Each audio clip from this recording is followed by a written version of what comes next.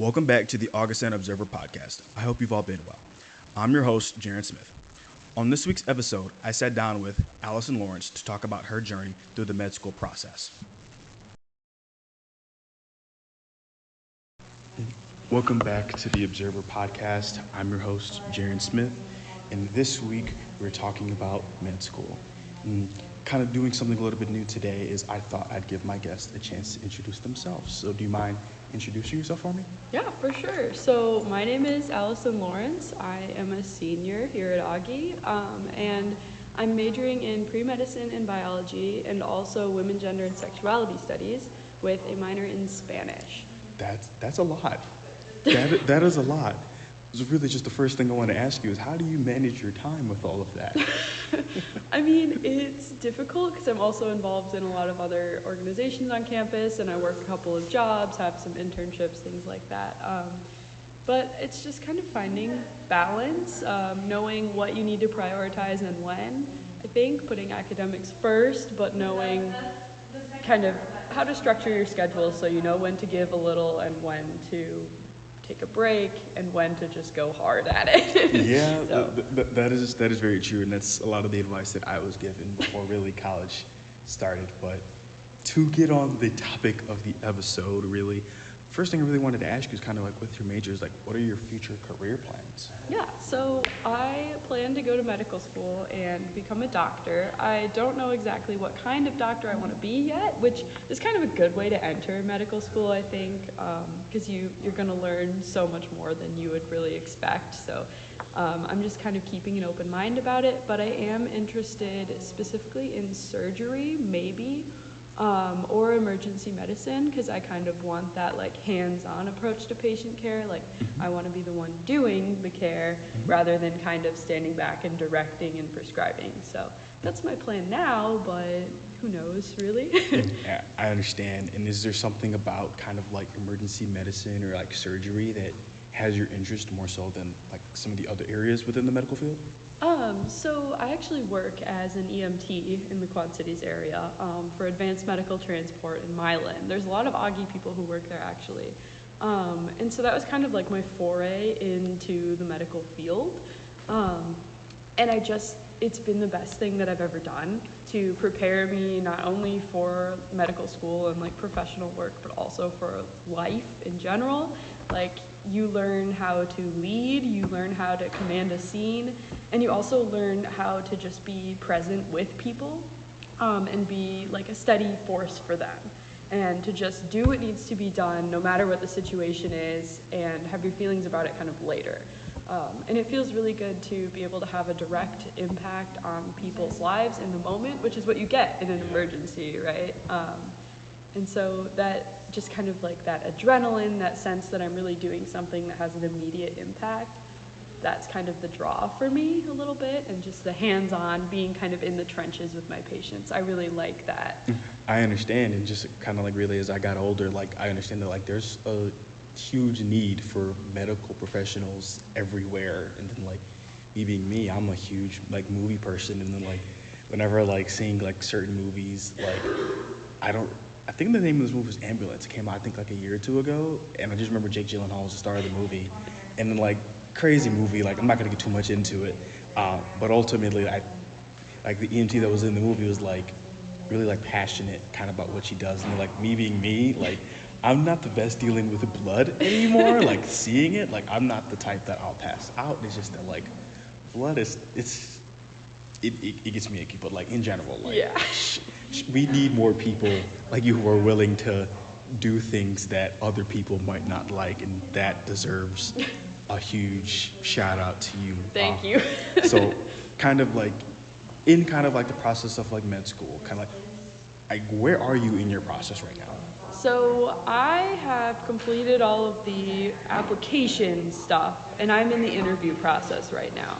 So I'm kind of just sitting, waiting. They're reviewing all of the materials I've submitted, and I'm hearing back right now on whether or not I'm getting interviews, and then I'm doing the interviews, and then hearing back on whether or not I got accepted. So this is gonna go on from now until April for me. So it's a long haul.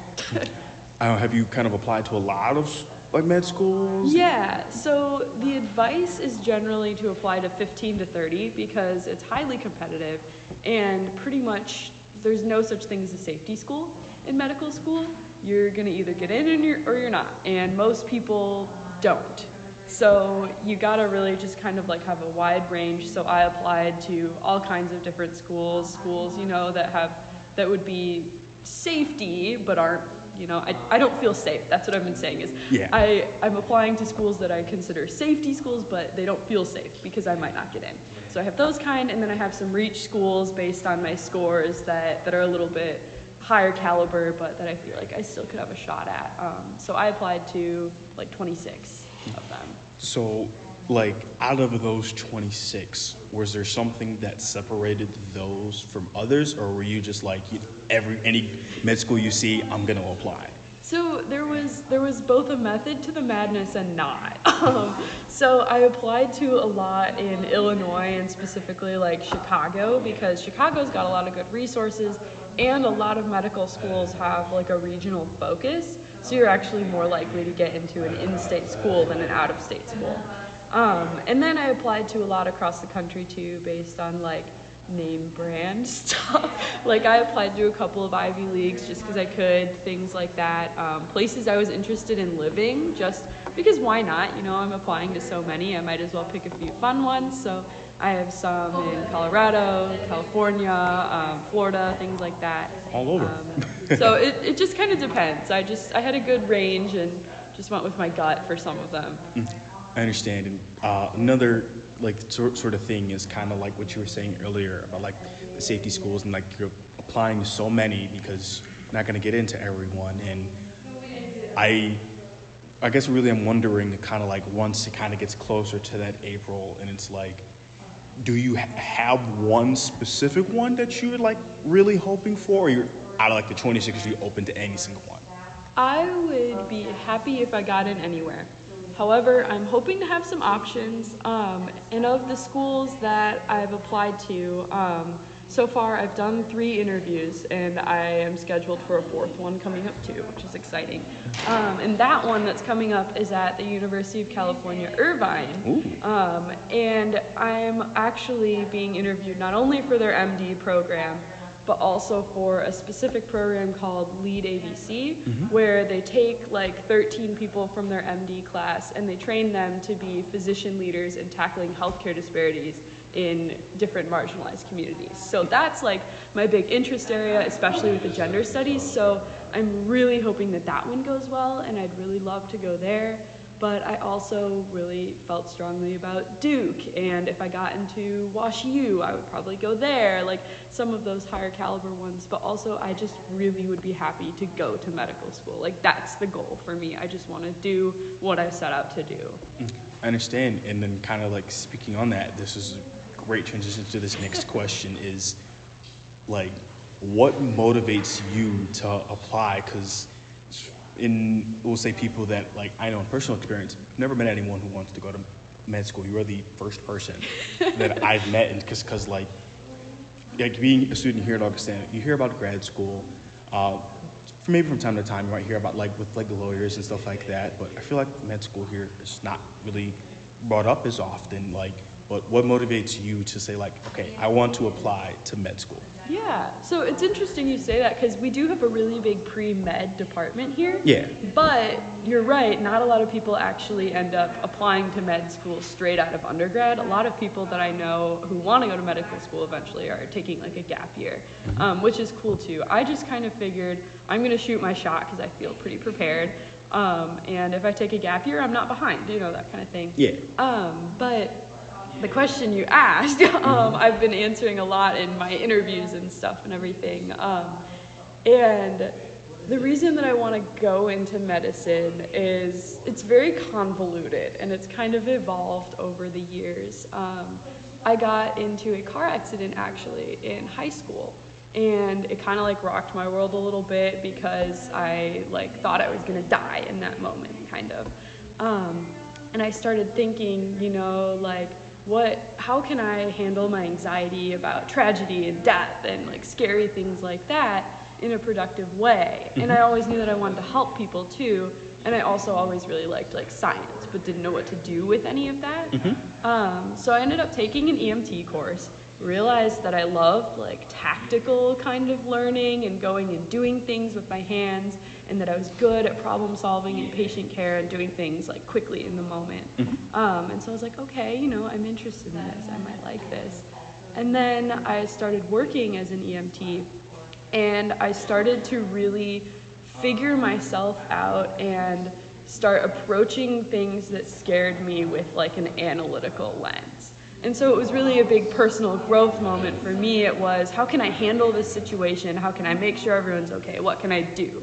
And I realized I was not only good at that, but it was a way for me to thrive as a person.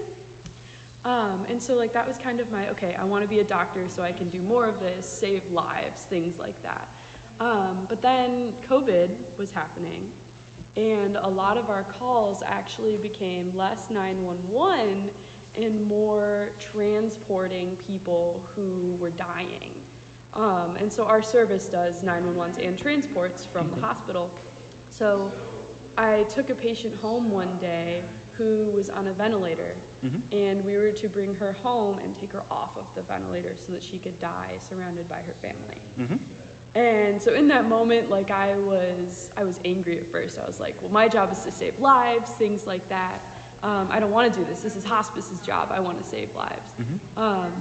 So we did what we could. We, you know, like held her hand, talked to her through the process, talked to her family, tucked her into bed and all of that.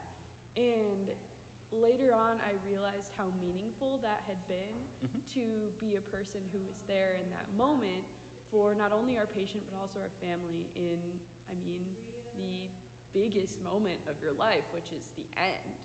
And so that kind of changed the reason that I want to go into medical school is, yes, I want to save lives and do that physical, like, you know, healing people, but I also want to be someone who is just a witness to people in some of the hardest moments of their lives and who can provide that steadiness for them in whatever form that may be. And I think medicine is the place where I can do that in the most meaningful way. So I understand, and I kind of feel like even though that, because ultimately, like my future career plan, like my dream is, like I love sports, so I played football for a really long time, and just my end goal is to work in the sports world to some extent, whether it be through journalism, whether it be like, you know, like I'm on the sideline, anything, I'm open to it.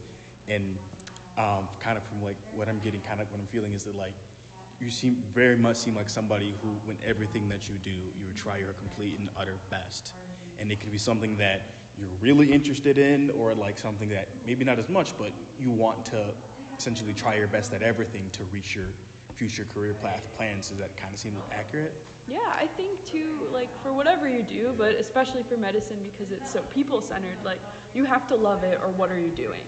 You know, I was just talking to someone today about how, you know, you need like the grades and you need the high MCAT score to get into medical school, and everyone's like, the smart people go to medical school or whatever, but that's not all of it.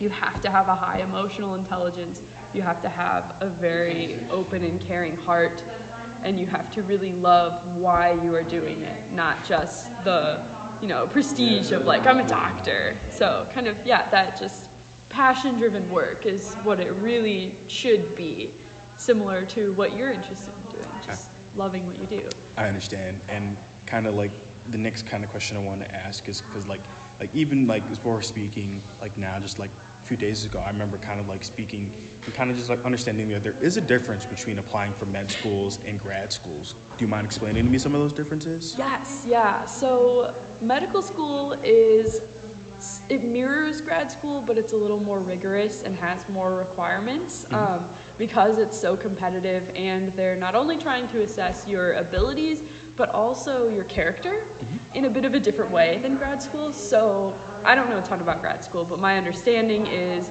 you make your application and it is your personal statement, kind of like why you're interested in their program, things about you that will make you a good applicant for that program, resume, letters of rec, transcript, so those items. So those are all similar for the first medical school application.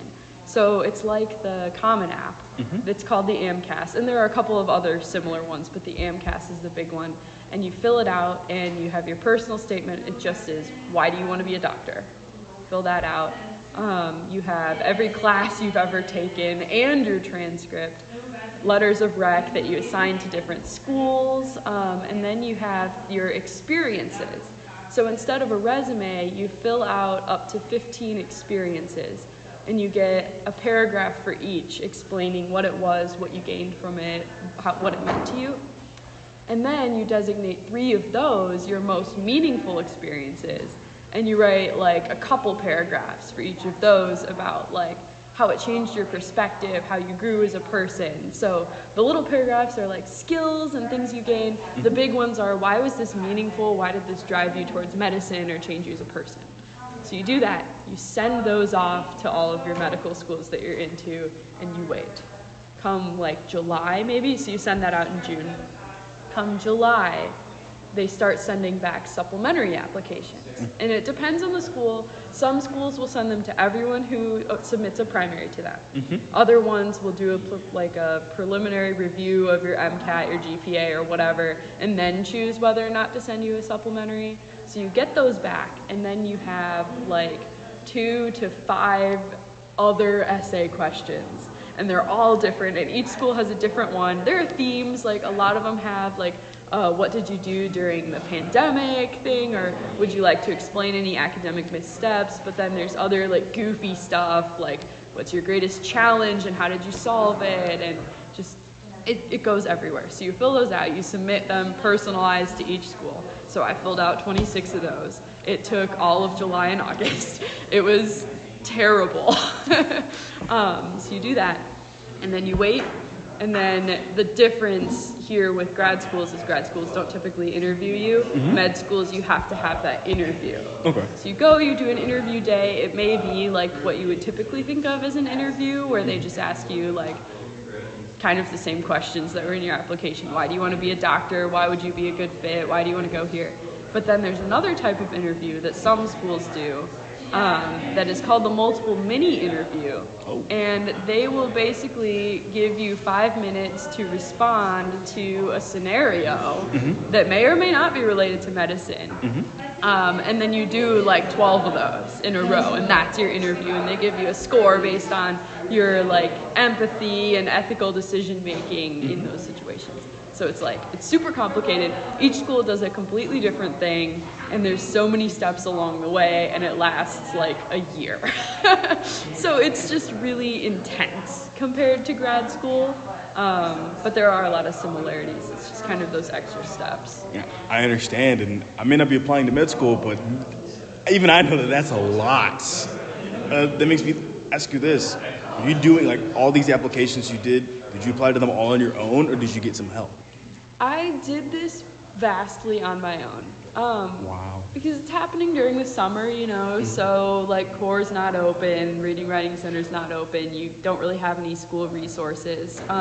There's a lot of good online resources about like writing the different statements and things like that, but you really just get to a certain point where you've got to plug away at it on your own, and I was submitting those secondary applications without having anyone read them over because there were too many. You know, you can't ask that of somebody. Yeah. So the important ones, I would go, hey, what do you think of this? Or I would brainstorm with my friends, but you just kind of got to chug through it at a certain point. The primary you can get more feedback on, so like I talked to core and the Reading Writing Center about that. And the interviews, now I've been going to core and doing mock interviews, and I've bought a couple of interview books like to practice with, but it is really just an individual thing, and it's a big test of how bad you want to do this, because it's just so hard. I understand. And then that kind of leads me into like my next thing, because like especially when you mentioned that kind of like on the process you kind of would get with your friends to help brainstorm. Is there any advice that you have for people who, let's say maybe juniors and seniors who haven't started the process of maybe applying to med school or like grad school, or like maybe even like freshmen? Because like I know for me, for example, when I was a freshman, like I'm like thinking like grad school not on my mind, I'm just focused on this year. Then come 2.5, 3 years later, it's slowly starting to creep in their minds. At least that's how it worked for me. So really, is there any advice you have for people? It's tough, because everyone's coming from a different place, I think. But I would say if you have the time to start thinking about it early, start looking at different resources online. Like literally, if you just Google like applying to medical school, you'll find like different consulting resources for free that are really, really helpful. And I didn't find those until later because I was busy doing the MCAT, stressing. I was like, I'll worry about it later. And then, I kind of had to figure it out as I went. So starting now, talking to your advisors about these kinds of things, getting those letters of rec early is a good thing to do, or at least having in mind who you would ask so that you can ask them when the time comes. And also just, I think, always being aware of how your experiences and what you are doing now may contribute to your future. So it made it a lot easier for me to write those personal statements and those experience paragraphs and things, because I was always thinking like, okay, what am I getting out of working as an EMT? How has this changed me? I was constantly reflecting on those things, and so writing it really just kind of like flew off the page. And also, if you're applying for internships, it's really good practice for those personal statements. I did the Texas Medical Center research internship this past summer. And so when I applied for that through Augie, I actually used that personal statement for that for my medical school applications, almost verbatim. It worked really well. So constantly thinking about, okay, how does this fit into my broader plans is a really good way to approach it. And then I guess another thing, not to go on too long, but it's a vulnerable process. Med school is really vulnerable, but so are grad school apps.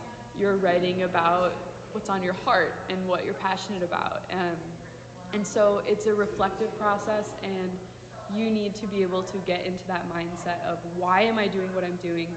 Why is this important to me? And how am I going to get that across?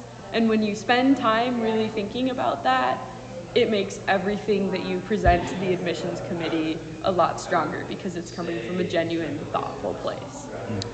I understand, like, really clearly, and I agree with that 100%. Another thing that I wanted to ask, this is kind of backtracking just a little bit, kind of more toward like yourself and your process. I know with every medical school is going to be different in terms of like, I'd assume costs and stuff like that. Are you going to try to apply for any aid, like no matter what med school you decide to go to? Yeah. So what's nice about grad school and med school, well, can be nice, can be not nice, is you file the FAFSA a little differently. Instead of being a dependent on your parents and having their income and things factored in, which may or may not help you with aid, you file as an independent. Okay. So I will be getting aid from the FAFSA. And then depending on the schools that you apply to, they may or may not give you scholarships. Okay. So med school, again, is different from grad school. You are not paid to go to med school. A lot of grad schools, might offer a stipend or a fellowship or things like that, and you're actually making something to be there. Med school, you're gonna bite the bullet and be in debt.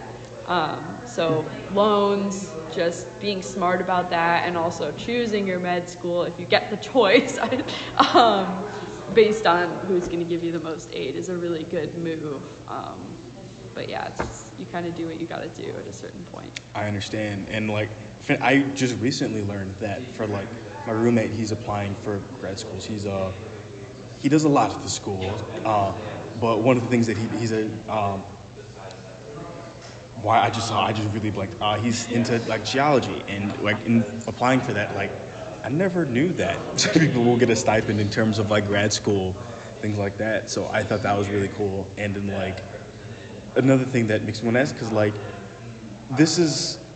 I'm about to have like a naive thought because I'm totally unaware of this. No worries. But by my understanding, simply when you go to med school, it's a really long, like several years. That doesn't intimidate you right now. You're just kind of like, you know what? No matter how long I'm going to be in med school, I'm going to get through it.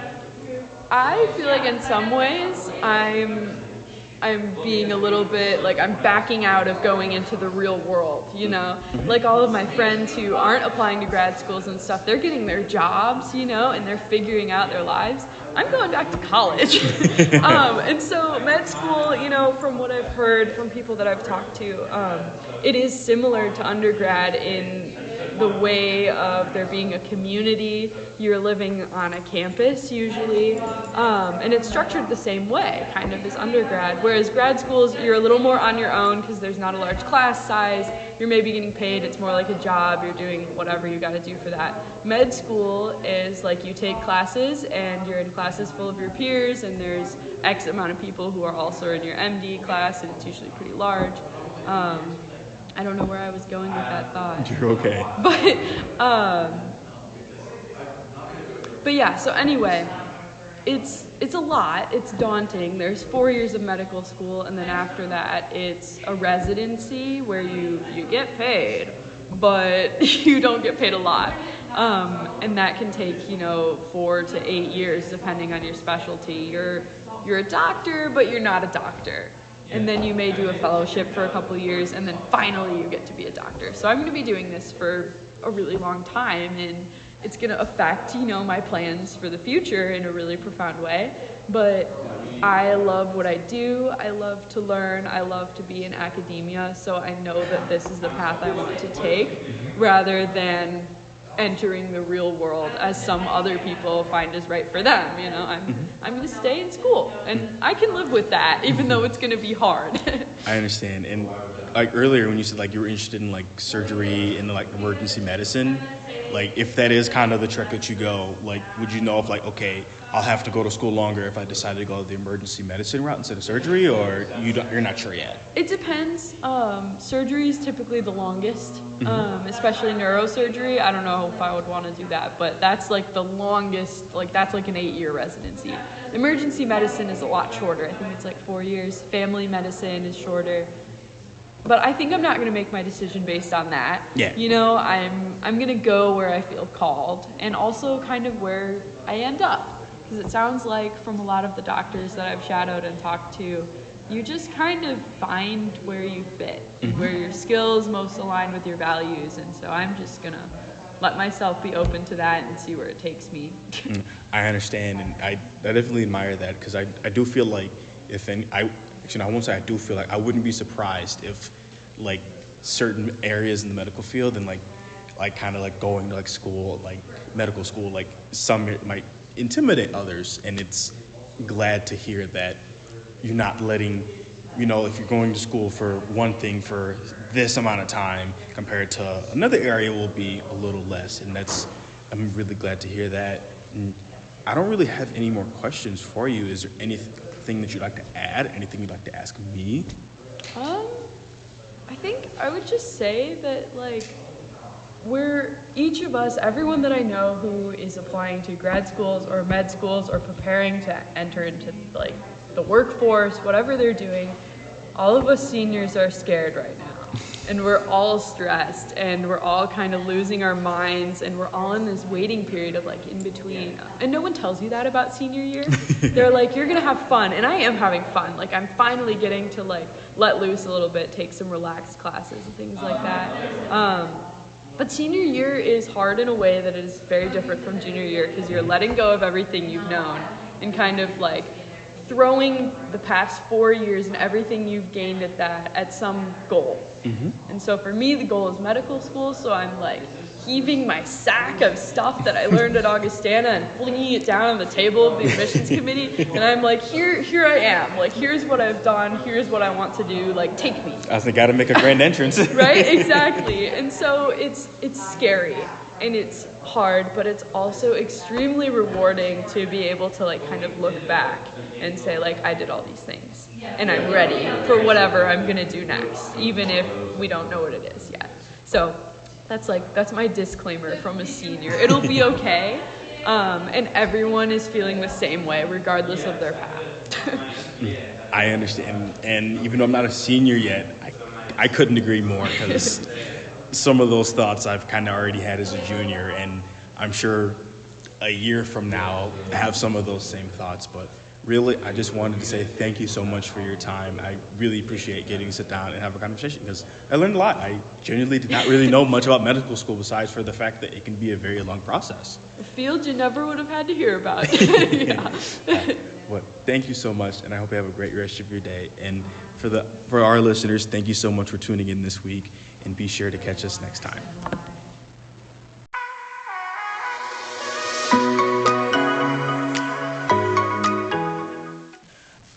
I just wanted to thank you all for listening to this week's episode. I wanted to give a big thank you to Alison for taking the time out of her busy schedule to sit down and have a conversation with me about med school. I really appreciate that. And be sure to tune into the next episode of the Augustana Observer podcast. I'm your host, Jaren Smith, and I'll see you next time.